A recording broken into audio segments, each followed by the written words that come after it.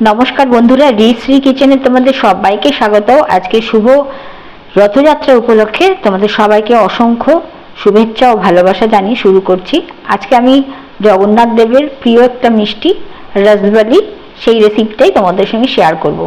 দেখো, এখানে আমি হাফ লিটার দুধ নিয়ে নিয়েছি। এটা থেকে আমি ছানা করব, তার জন্য আমি 1 চামচ ভিনিগার আর 1 চামচ জল মিশিয়ে নিয়েছি। এটাকে অল্প অল্প করে মিশিয়ে আমি ছানাটা তৈরি করে নেব। প্রথমে অর্ধেক ভিনিগারটা দিয়েছিলাম, এবার বাদবাকি ভিনিগারটাও দিয়ে দিচ্ছি। এটাকে ভালো করে নেড়ে নিচ্ছি। দেখো, ছানাটা আমার তৈরি হয়ে গেছে। দেখতে পাচ্ছ ছানাটা কত সফট হয়েছে। এবার আমি এটাকে ছাঁকনি দিয়ে ছেঁকে নেব।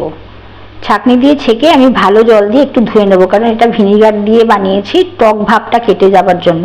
এবার চামচ দিয়ে এভাবে প্রেস করে জলটা ঝরিয়ে নিয়েছি। এদিকে আমি উষ্ণ গরম দুধ হাফ বাটি, তার মধ্যে 4 চামচ মিল্ক পাউডার মিশিয়ে একটা লিকুইড দুধের গোলা বানিয়ে নিয়েছি। এদিকে গ্যাসের উপর আমি হাফ লিটার দুধ গরম করতে বসিয়ে দিয়েছি।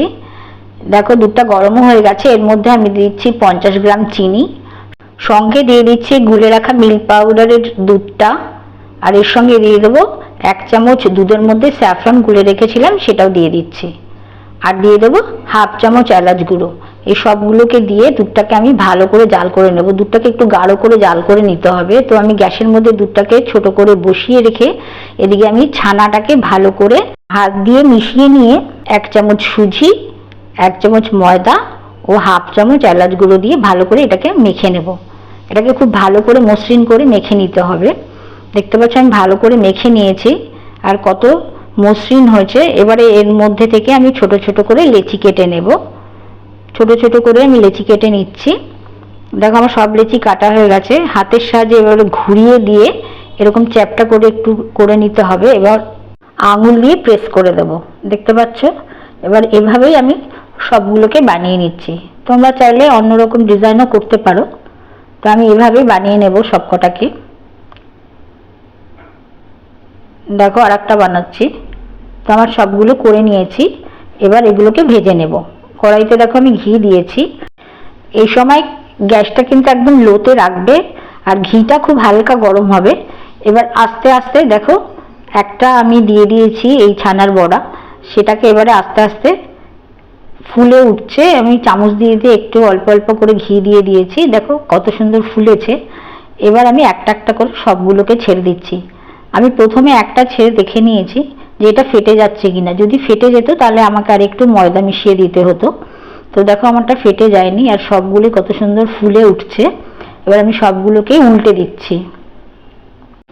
এবার এইভাবে কিছুক্ষণ উল্টে উল্টে দিয়ে লাল লাল করে এগুলোকে ভেজে নিতে হবে। তো দেখতে পাচ্ছ আমার ভাজাটা হয়ে গেছে। এবার সবগুলোকে আমি ডিশের মধ্যে তুলে নিচ্ছি। এরপর আমি বাদবাকি বড়াগুলোকেও এভাবে ভেজে নিচ্ছি। দেখো, এগুলো ভাজা হয়ে গেছে। এবার এগুলোকেও তুলে রাখছি। এবার দুধটা যে আমি গ্যাসে বসিয়ে দিয়েছিলাম, সেটা দেখো আরও একটু গাঢ় হয়ে গেছে। এবার আমি সবগুলোকে একটা একটা করে ছেড়ে দেব। সবকটা ছানার বড়া ছেড়ে দিয়ে প্রায় 20 থেকে 25 মিনিট আঁচটাকে লো টু মিডিয়ামে রেখে ভালো করে কিন্তু ফুটিয়ে নিতে হবে। দেখতে পাচ্ছ এটা ভালো করে ফুটে উঠেছে। আমি প্রায় এটাকে 20 থেকে 25 মিনিট ভালো করে ফুটিয়ে নিয়েছিলাম, আর এটা আমার হয়েও গেছে। এবার এটাকে আধ ঘন্টার জন্য ঢাকা দিয়ে রেখে দিয়েছি। এবার দেখো, এটাকে পরিবেশন করছি আধ ঘন্টা বাদে। দেখতে কত সুন্দর হয়েছে, আর খুব সফট হয়, আর খেতেও খুব ভালো হয়। জগন্নাথ দেবের ভোগে এই মিষ্টিটাও অর্পণ করা হয়। আমি একটা একটা করে দেখো সবগুলোকে বেড়ে দিয়েছি। এর মধ্যে আমি কিছু ড্রাই ফ্রুটস ছড়িয়ে দেব। দেখতে পাচ্ছ আমি কিছু ড্রাই ফ্রুটস ছড়িয়ে দিয়েছি। বন্ধুরা, যদি ভিডিওটা ভালো লাগে ভিডিওটাকে লাইক করো, আর আমার চ্যানেলটাকে সাবস্ক্রাইব করবার অনুরোধ রইল। তাহলে আজকের মতো বিদায় নিচ্ছি। ভালো থেকো। দেখা হচ্ছে আরও একটা নতুন রেসিপি নিয়ে তোমাদের সঙ্গে। নমস্কার।